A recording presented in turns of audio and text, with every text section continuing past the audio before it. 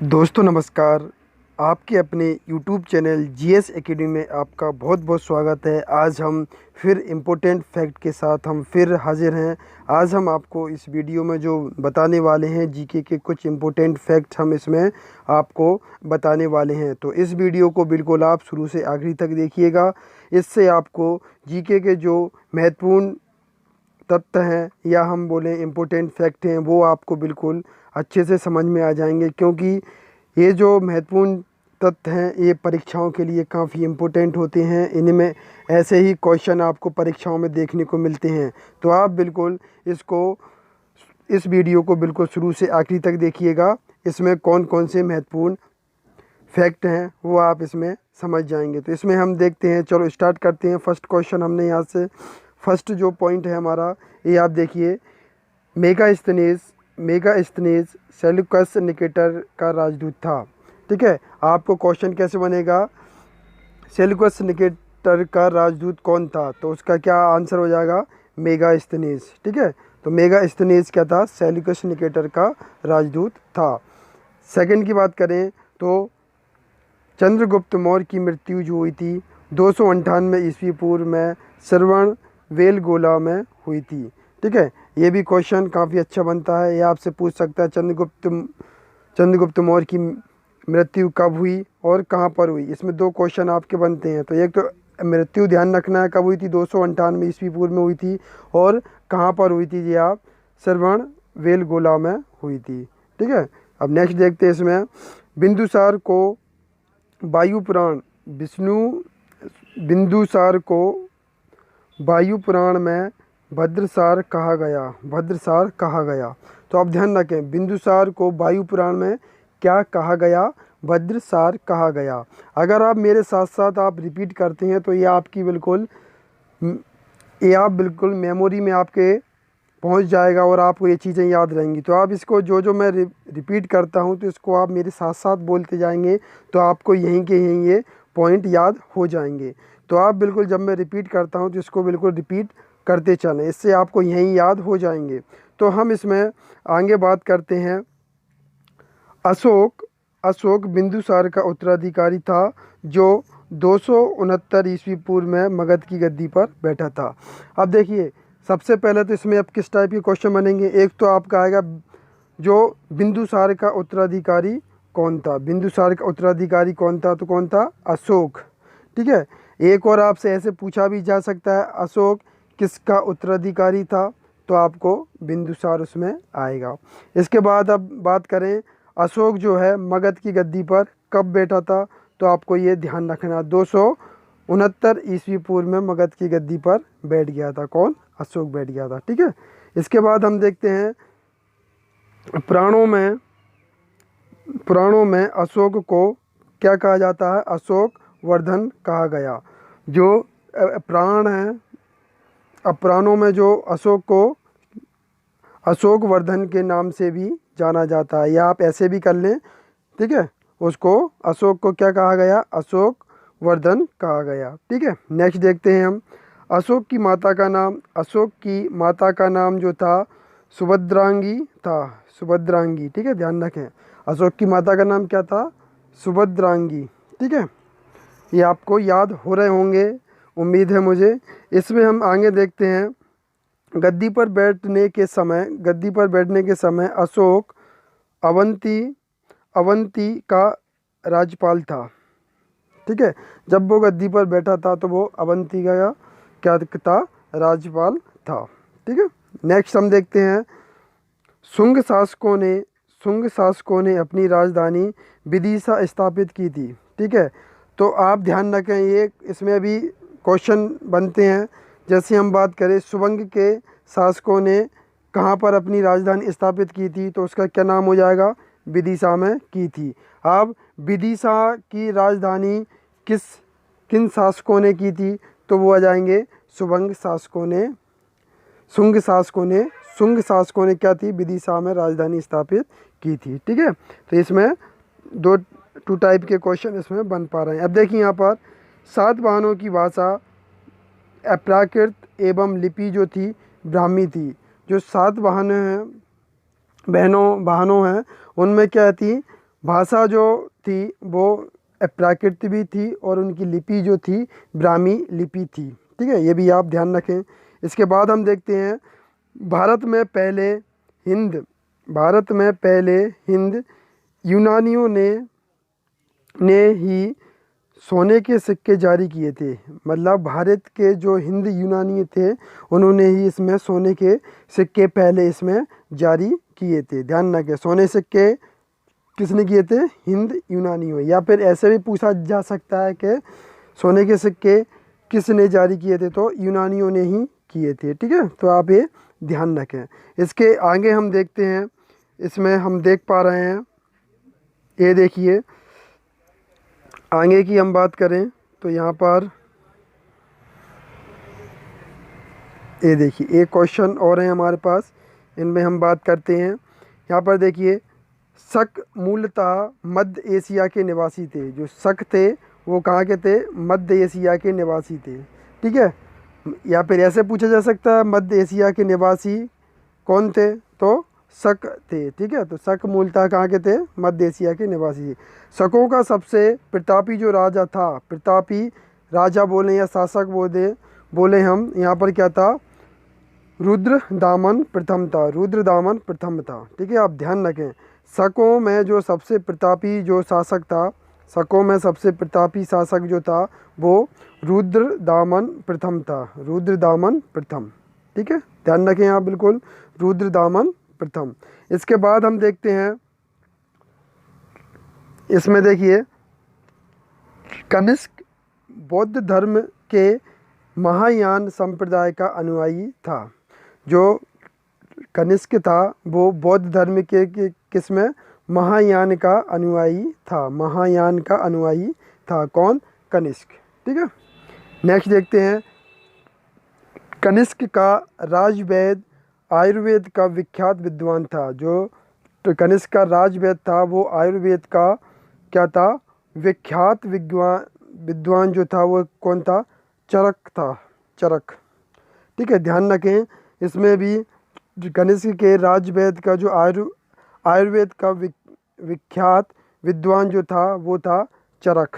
ठीक है, अब इसमें हम बात करें, चरक संहिता जो है, चरक संहिता की रचना जो की थी वो चरक ने ही की थी। ठीक है, किसने की थी? चरक ने की थी। चरक संहिता की जो रचना की थी वो चरक ने की थी। इसके बाद की बात करते हैं हम, गुप्त वंश की जो स्थापना हुई थी, गुप्त वंश की स्थापना श्रीगुप्त ने की थी। गुप्त वंश श्रीगुप्त, गुप्त वंश श्रीगुप्त, ऐसे आप कर लीजिए तो आपको ये याद यही हो जाएगा। ठीक है, गुप्त वंश की जो स्थापना की थी वो की थी किसने? श्रीगुप्त ने की थी। ठीक, याद हो गया होगा। अब इसमें देखते हैं, समुद्रगुप्त को भारत का नेपोलियन कहा जाता है। ये क्वेश्चन कई बार आए हैं क्वेश्चन पेपर में, तो आपको ऐसे आता है क्वेश्चन, भारत का नेपोलियन किसको कहा जाता है? तो आप ध्यान रखें, समुद्रगुप्त को क्या कहा जाता है? भारत का नेपोलियन कहा जाता है।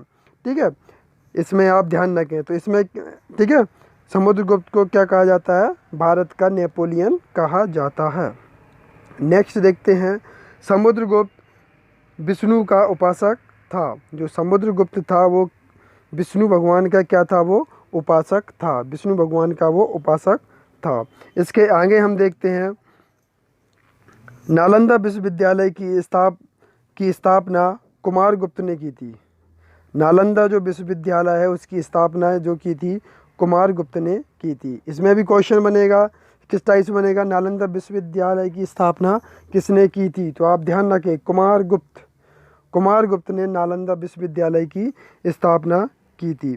इसमें और भी हम आगे देखते हैं, ये आप देखिए, इसमें और हम आगे देखते हैं कि इसमें ये हो गया हमारा नालंदा विश्वविद्यालय की स्थापना किसने की थी।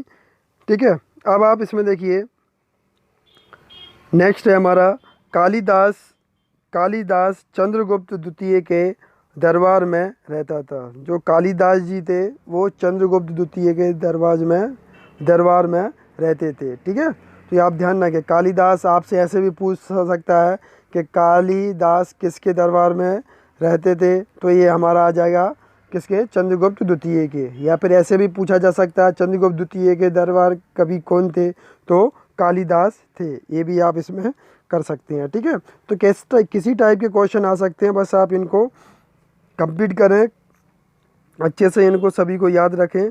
अब देखिए नेक्स्ट, धन्वंतरी आयुर्वेदाचार्य भी गुप्त चंद्रगुप्त द्वितीय के दरबार में था। जो धन्वंतरी आयुर्वेदाचार्य भी क्या है? चंद्रगुप्त द्वितीय के दरबार में ही थे। ये भी धन्वंतरी भी थे। ठीक है, धन्वंतरी, ठीक है, आयुर्वेदाचार्य भी कहाँ? चंद्रगुप्त द्वितीय के दरबार में ही रहे। तो इनको आप बिल्कुल जैसे मैं रिपीट कर रहा हूँ ऐसे आप भी करते जाइए, याद हो जाएंगे, यहीं याद कर लोगे आप। ठीक है, इसके बाद हम देखते हैं गुप्त काल को भारतीय इतिहास का स्वर्ण काल कहा जाता है। ये बहुत अच्छा क्वेश्चन है। गुप्त काल को क्या कहा जाता है? भारतीय इतिहास का स्वर्ण काल कहा जाता है। आपसे क्वेश्चन इसमें भी कैसे बनेगा? भारतीय इतिहास का स्वर्ण काल किस युग को कहा जाता है? किस गुप्त को, किस काल को कहा जाता है? तो आप क्या कहें इसमें? गुप्त काल को कहा जाता है। किस काल को कहा जाता है? स्वर्ण काल, गुप्त काल को। ठीक है, फिर हम देखते हैं, ये तो याद होंगे आपको शायद, चीनी यात्री फाहियान चंद्रगुप्त द्वितीय के समय भारत आया था। अगर नहीं हो तो इसको याद रखें, चीनी यात्री जो आया था वो चंद्रगुप्त द्वितीय के समय ही भारत में आया था। ठीक है, चीनी यात्री फाहियान जो है वो चंद्रगुप्त द्वितीय के समय ही भारत आया था। ठीक है, इसमें हम नेक्स्ट देखते हैं पुष्यभूति वंश को वर्धन वंश के नाम से भी जाना जाता है। कौन से नाम से? पुष्यभूति वंश को वर्धन वंश के नाम से भी जाना जाता है। ठीक है, या ये नाम ध्यान रखें। ठीक है, पुष्यभूति वंश को वर्धन वंश के नाम से भी जाना जाता है। इसके बाद हम नेक्स्ट देखते हैं, हर्ष ने कन्नौज को अपनी राजधानी बनाई। कन्नौज को राजधानी किसने बनाई? हर्ष ने बनाई। हर्ष ने किसे अपनी राजधानी बनाई? कन्नौज को बनाई। ये किसी भी टाइप से क्वेश्चन है, आप याद रखें। नेक्स्ट देखते हैं, चीनी यात्री हैंसांग जो है हर्षवर्धन के शासनकाल में भारत आया था। अब चीनी यात्री फाहियान जो आया था चंद्रगुप्त द्वितीय के में आया था। अब जो चीनी यात्री हैंसांग है ये हर्षवर्धन के शासनकाल में भारत आया था। ठीक है, ध्यान रखें, कंफ्यूज बिल्कुल नहीं होना है। अगर चीनी यात्री फाहियान की बात करें तो वो चंद्रगुप्त द्वितीय के में आया था, और चीनी यात्री हैंसांग की बात करें तो वो हर्षवर्धन के शासनकाल में भारत आया था। ठीक है, तो आप बिल्कुल कंफ्यूज नहीं होना, इनको याद रखना है। चीनी यात्री हैंसांग हर्षवर्धन के शासनकाल में भारत आया था। ठीक है, इसके बाद हम देखते हैं, हर्ष के दरबारी कवि जो थे बाणभट्ट थे। हर्ष के दरबारी कवि कौन थे? बाणभट्ट। ठीक है, ध्यान रखेंगे। इसके बाद हम देखते हैं, हर्ष को भारत का अंतिम हिंदू सम्राट भी कहा गया। जो हर्ष जो था, हर्ष को भारत का अंतिम हिंदू सम्राट कहा गया, यानी ये अंतिम हिंदू सम्राट थे। ठीक है, तो आप ध्यान रखें, हर्ष को भारत का अंतिम हिंदू सम्राट भी कहा गया। ठीक है, तो ये थी आज के कुछ इम्पोर्टेंट फैक्ट।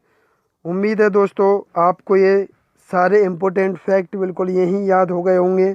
तो आप इन को अच्छे से याद करें, ये एग्ज़ाम के लिए काफ़ी इम्पोर्टेंट है। चाहे आप किसी भी परीक्षाओं की तैयारी कर रहे हो, एग्ज़ाम की तैयारी कर रहे हो, चाहे वो बैंक हो, एसएससी हो, रेलवे हो, या पीईबी की कोई से भी एग्ज़ाम हो, आप किसी की भी तैयारी कर रहे हैं तो ये उन परीक्षाओं के लिए काफ़ी इम्पोर्टेंट है।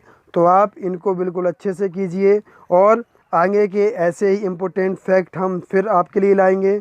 तो दोस्तों उम्मीद है आपको ये मेरी वीडियो अच्छी लगी होगी।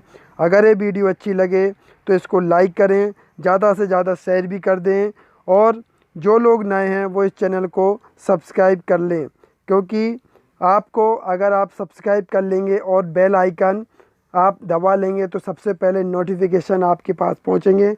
जो भी मैं न्यू अपडेट दूंगा जो भी मैं इम्पोर्टेंट वीडियो ये अपलोड करता हूँ वो सबसे पहले आप तक पहुँचेंगी और आप इन इम्पोर्टेंट फैक्ट्स को आप ठीक से और सही से आप इनको याद कर पाएंगे। तो दोस्तों अभी तक के लिए बस इतना ही। आगे इन्हीं न्यू फैक्ट के साथ हम फिर मिलेंगे जो परीक्षाओं के लिए काफ़ी इम्पोर्टेंट होते हैं। तो अभी तक के लिए बस इतना ही दोस्तों। Thank you for watching. जय हिंद, जय भारत।